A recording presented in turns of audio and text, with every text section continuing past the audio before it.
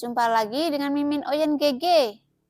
Mari kita lanjutkan cerita Donghua Dewa Sioyen part 21. Ayo langsung aja kita ke alurnya. Namun pada saat ini, ada ribuan makhluk abadi yang dikirim oleh Raja Iblis Tianhe. Sekarang berada di ujung yang jauh dan kebetulan sedang menonton adegan ini. Melihat sosok monster besar yang tak tertandingi dari Taisu, makhluk besar membanting tubuhnya ke menara pembantaian dan melihat sosok hantu Raja Iblis Tianhe runtuh. Adegan ini tiba-tiba menyebabkan ribuan makhluk abadi untuk serentak terasa berat menggenggam tinjunya ke arah menara pembantaian. Ada desas-desus bahwa Raja Iblis Tianhe memiliki temperamen yang sangat kejam. Dan pertempuran 10.000 orang ini juga untuk keberuntungan. Itu dapat dilihat dalam karakternya yang suka berperang. Tetapi dia tidak menyangka bahwa pada saat ini Raja Iblis Tianhe benar-benar menembak mereka semua untuk keluar dari menara pembantaian. Jika tidak, di dalam menara ini saya khawatir itu akan menjadi kematian yang dekat dengan mereka. Tampaknya tidak ada yang bisa menghentikan tabrakan destruktif dari kecanduan Dewa Taisu ke menara pembantaian saat ini. Suara tubuh besar monster Taisu yang menghancurkan udara menjadi semakin keras. Dan sekarang, semua makhluk abadi yang bisa melihat pemandangan ini hanya bisa menyesalinya. Itu adalah kebaikan terbesar bagi mereka untuk bisa pergi hidup-hidup dari menara pembantaian. Adapun warisan yang mulia Raja Iblis Tianhe, mereka semua berpikir bahwa tidak ada seorang pun yang bisa mendapatkannya. Ketika melihat bahwa monster Taisu hendak menabrak menara pembantaian, namun tiba-tiba sesosok muncul di depan menara pembantaian saat ini. Akan tetapi, jika Anda tidak melihat dengan cermat, Anda tidak akan dapat menyadarinya. Karena dibandingkan dengan monster Taisu, sosok itu seperti setitik debu. Siapa itu? Pada saat ini, ketika banyak makhluk abadi yang menonton adegan itu, hanya seseorang yang berseru dengan keras. Tiba-tiba, semua mata makhluk abadi itu tertuju pada sosok yang tampak seperti debu di depan monster Taisu. Dan mereka terdiam beberapa saat. Karena jaraknya yang jauh, bahkan tidak mungkin untuk melihat apakah sosok itu pria atau wanita. Hanya Mohu yang bisa tahu itu adalah sosok. Namun dari kejauhan, saya melihat sosok itu perlahan mengangkat lengannya saat ini. Jika perspektif ditempatkan di depan sosok itu, maka saya bisa merasakan pemandangan yang mengejutkan ini. Dan hanya dari perspektif seperti itu, saya dapat benar-benar menghargai betapa besar hantu ini. Ketika tubuh raksasa itu mendesing, itu hanya memicu angin kencang. Tetapi jika Anda dapat melihat sosok ini, Anda dapat menemukan bahwa angin kencang ini dapat menjungkir balikkan segala sesuatu di sekitarnya. Namun, sosok ini menyebar. Ketiga ribu utas yang bergerak di pinggang Liu Yao, tetapi dia bergerak sedikit. Seolah-olah dia tidak berada di ruang ini, dan dia sangat tenang. Di depannya yang begitu besar, sehingga dia benar-benar menempati sekelilingnya.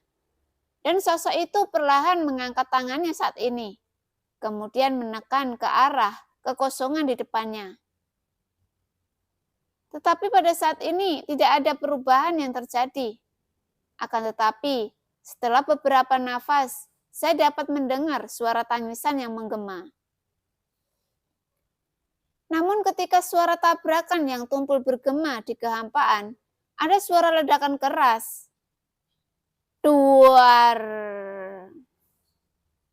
Setelah suara itu menyebar, suara membosankan menjadi sangat keras bergema. Kemudian seluruh kehampaan itu seperti dihempaskan ke dalam air yang tenang. oleh sebuah batu besar, menyebabkan lapisan gelombang besar, seolah-olah seluruh ruang bergetar saat ini. Apakah ini? Pukulan? Merasakan kehampaan yang bergejolak. Bahkan para makhluk abadi ini bergegas, menggunakan kekuatan mereka untuk menstabilkan tubuh mereka. Karena mereka takut terluka oleh dampak yang menyebar. Sepertinya itu seharusnya mengenai menara pembantaian. Dan kecanduan Dewa Taisu keduanya sama besar. Dan terlihat dari kejauhan, keduanya hampir dekat satu sama lain. Dan tampaknya mereka telah bertabrakan. Tetapi jika terkena, menara pembantaian itu juga harus runtuh dan runtuh. Akan tetapi, menara pembantaian tampaknya tidak terluka dan masih berdiri kokoh dan tegak. Tidakkah kau perhatikan baik-baik? Kau tidak menabraknya? Dalam waktu singkat, seseorang segera menyadarinya. Faktanya, masih ada jarak antara monster Taisu dan menara pembantaian. Meskipun sangat dekat, keduanya tidak bertabrakan saat ini. Sebaliknya, itu hanya menabrak kehampaan di depannya. Dan tubuhnya yang besar melayang tepat di depan lengan Qian Ying yang menonjol. Dan tidak lebih dari setengah lengan dari telapak tangannya. Itu kentut. Dan dia adalah binatang besar. Dan dia berani membuat masalah di depan kaisar ini. Qian Ying minum dengan suara yang dalam. Dan pada saat berikutnya, dia menepuk telapak tangannya ke depan. Puang! Saat berikutnya, ada sebuah ledakan keras lagi bergema. Saya melihat bahwa ada cetakan tamparan besar muncul langsung di tubuh monster Taisu yang sangat besar.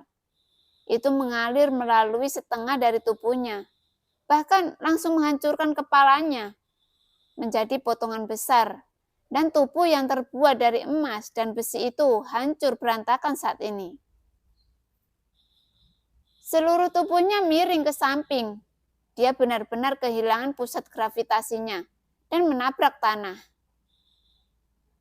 Ada gemuruh yang terjadi dan suara jatuhnya ke tanah mengenai kehampaan, dan itu juga sangat luar biasa. Tetapi yang mengejutkan para makhluk abadi ini adalah perubahan yang tiba-tiba. Dewa kekosongan ini jelas tak terkalahkan sekarang. Jadi mengapa dia tiba-tiba kalah? Dan karena pukulan ini tampaknya rusak parah ketika mereka semua fokus pada sosok itu lagi. Bahkan ketika seseorang dengan dingin mendesis, segera suara itu bergetar dan serak. Wanita baru-baru ini, saya mendengar bahwa permaisuri baru pulih saat ini. Dengan kekuatan seperti itu, mungkinkah? Apakah sosok permaisuri yang dikabarkan telah pulih? Permaisuri. Begitu pernyataan ini keluar, semua pembangkit tenaga abadi yang hadir sangat tersentak keheranan. Karena begitu nama itu keluar, itu bisa menyebabkan kegemparan di hati siapapun yang mendengarnya. Karena dia adalah orang paling kuat yang telah muncul di dunia nyata Xuan Yin, dan tidak ada seorang pun yang tahu. Namun, sebelum semua orang bisa melihatnya dengan jelas, ketika mereka ingin melihat lebih dekat, Qian Ying tiba-tiba menghilang, hanya menyisakan kelompok besar pembangkit tenaga abadi yang masih shock dan tidak tahu apa yang terjadi. Mereka semua menonton di ujung saat ini, dan sepertinya tidak ada yang punya ide untuk pergi dari tempat itu. Lagi pula, dalam pertempuran seperti itu, bahkan jika mereka melihatnya, mereka akan puas dan suasana hati mereka akan meningkat. Hanya dengan menonton pertempuran yang lebih kuat, Anda dapat memahami seberapa kuat Anda sekarang. Dan Anda harus melewatinya ketika dia di depan Anda. Ada orang di luar manusia, dan ada dewa di luar dewa. Adapun kecanduan Dewa Taisu, Sekarang sosok besar itu tidak bergerak untuk waktu yang lama. Terima kasih, Permaisuri. Di dalam menara pembantaian, Raja Iblis Tianhe mengepalkan tinjunya ke arah Permaisuri. Dan Permaisurilah yang baru saja menembak. Namun pada saat ini, dia adalah satu-satunya yang bisa menghentikan serangan monster besar Taisu. Jangan sentimental, aku hanya melindungi suamiku. Bagaimana jika dia cemburu jika kamu mengatakan itu? Permaisuri bersenandung perlahan. Adapun Raja Iblis Tianhe yang memegang tinjunya dan menangkupkan tangannya, ketika dia mendengar kata-kata itu, muncul garis hitam di alisnya. Di matanya tercermin bahwa Permaisuri menatap Xiaoyan yang sedang duduk bersila, dan mata Permaisuri penuh dengan Xiaoyan sekarang. Pada saat ini, Raja Iblis Tianhe seperti matahari yang sangat bersinar, yang terlihat sedikit tidak sedap dipandang. Jelas, ini harus menjadi pengadilan rumahnya. Mengapa dia masih menjadi orang luar sekarang? Raja Iblis Tianhe memiliki batu sandungan di hatinya. Tapi untungnya, dia sudah jatuh. Jika tidak, diperkirakan adegan ini menunjukkan kasih sayang. Ini akan membuatnya meludahkan seteguk darah tua. Ketika beberapa saat ada suara mendengung. Dengan Xiaoyan sebagai pusatnya, energi iblis di sekitarnya dan energi sumber ilahi membentuk pusaran. Dan mereka masih dengan panik mengembun menuju tubuh Xiaoyan. Pada saat ini, aura di tubuh Xiaoyan berubah lagi, dan warna bintangnya berubah menjadi putih. Adapun ki asal di tubuh Xiaoyan itu telah menembus angka 5 miliar.